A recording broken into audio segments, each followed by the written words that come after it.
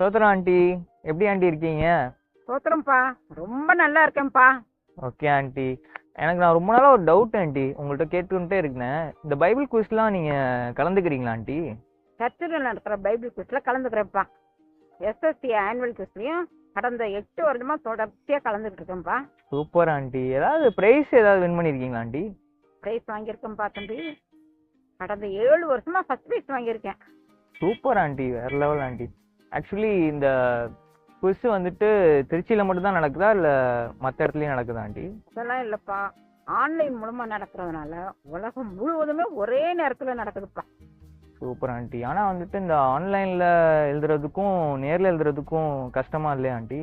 ஒரு கஷ்டமும் இல்லப்பா. எனக்கு இப்போ 73 வயசு நடக்குதுப்பா. நான் அப்ப எழுதுனதை விட இப்ப ரொம்ப ஈஸியா இருக்குப்பா.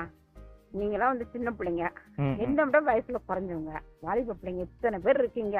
கண்டிப்பா உங்களுக்கு எவ்வளவு ஈஸியா இருக்கும். கண்டிப்பா ஆண்டி. ஈஸி தானே? ஈஸி தான் ஆண்டி. அதனால கண்டிப்பா இந்த வருஷம் நடக்கிற அந்த குவிஸ்ல கலந்துக்கணும்ப்பா.